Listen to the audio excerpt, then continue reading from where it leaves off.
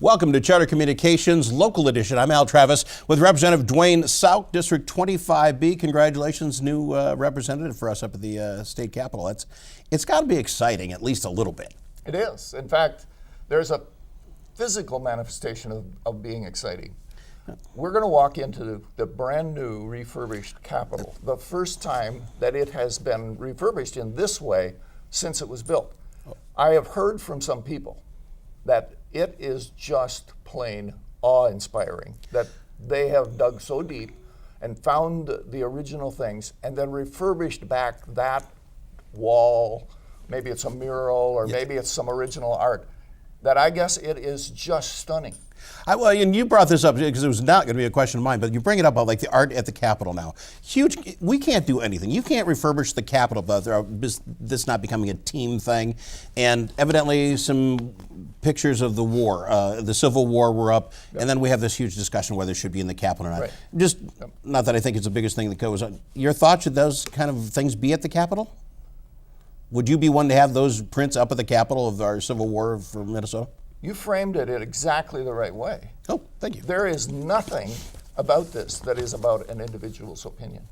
This is a public's opinion about whether any parts of it actually are appropriate. So to the extent that one person was able to maybe say enough words that caused everybody to take notice, only served one purpose. Everybody had to think about it. Yep. Once they thought about it, they made the decision. It's the public's environment, it's the public's decision. And I know that the governor particularly had a point of view, but that was obviously in relationship to a number of people that shared that same view. So then as a state, or as the representatives of the state, that committee, the Historic Society, I believe, essentially met to make that determination. They did it with all the counsel of the information of everybody's opinion. This is what the legislature is about. It's not about any one person being able to go there and charge the hill and get something. This is about a bunch of people having a similar question and a similar expectation and wanting a group of people to decide. Well, let me ask you this. This is probably personal, and I will you skirt it if you don't want. You talk about one person, and the group's got to decide what they're going to do up there. We just passed a constitutional amendment so that some group can decide how much lawmakers are going to make, because lawmakers aren't going to judge that anymore. They're going to do it. I have never once, and I don't know you personally, but it sounds like your resume, you've done pretty good in life. You're doing okay. By my judgment, I am doing vastly better than I ever would have thought of as a kid. So no one does this job for the money. No. Why did you get into this job and to take this battle? What prompted you to say okay when the call came in and said, hey? Sure. So my life has always been one that I got the benefit of other people investing.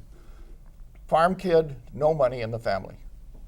Wanted to go to Luther, fairly high-priced school. Yeah. Even back then?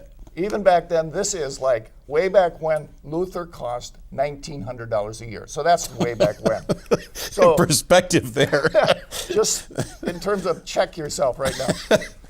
That was a lot of money for my family, a lot of money. And what happened was a bunch of people who believed in education and believed people that maybe couldn't have otherwise done it gave a bunch of money to Luther and said, Luther, find people who may need help. Sure. I got a bunch of that. I got grants, I got loans, scholarships. I got a big raft of stuff that totaled up to the price. I went to Luther out of my family's pocket the first year, $125. Okay. Now, that is the way the world, society, has started to impact me. So I learned quickly that the benevolence of others matters. So then I went into public school teaching. I learned how sharing what I thought was an important thing or a new thing in life with kids and the families was a very uplifting thing. Went through that, went into real estate, found that helping people find homes and that sort of thing. And in the process of doing that real estate career, I found that people were asking me to participate in social issues. I became the chair of the chamber, I became chair of the state association, I became chair of the church council, all of those kinds of different events. What it boils down to is the public or society or groups are coming and saying, here, you need a few more skills, you need a little bit more experience, you need some more things because we, society, want to invest in you. This all builds up to why does somebody then at the end of your career, you're retired, I'm retired, I've got my Social Security, that's all I have, but it is perfectly okay for us to have a living. Somebody asked me, so why don't you come up and go to the Capitol? Well, first of all, I am retired. I don't have another job that I have to worry about replacing. That's one of the benefits of being where I am at my station. That process was shaped into a different question. Knock, knock, we're society. We've been investing in you for 60 years. We now would like to have you do something on our behalf. So essentially the question is, we think you can do this, we think you would be good at it, and so what we would like is for you to take that job and go up to the Capitol and represent us. So at this point now, I am taking my basket of skills that the society has given to me, has invested in me, and I'm giving it back. I am now unloading that basket of skills in the way of saying I will be part of that discussion. The group that is going to be making these public decisions, I will be part of that discussion and move that ball in a way that I think reflects how you think about it. And that's the process of being a legislator. Well, I get it, but you must know that most folks don't answer that call. So I'm asking, and I'm getting the impression that 18, 19-year-old you who was afforded the ability to go to Luther, that made a heck of a change in who you were as a person, the give back mentality, because people aren't fighting over the job of being a House representative. Yeah, society along the way has given me those opportunities. I probably stepped through a door or two to get to the place where society could invest in me. One of the silly things that I did when I was a brand new teacher down in southeast Iowa, I started going to the monthly school board meetings. So here's a 21, 22-year-old first-year teacher who's showing up monthly going to the school board. Pretty soon the school board just got used to me being around. They started talking to me as if I was part of the process. I'm a kid.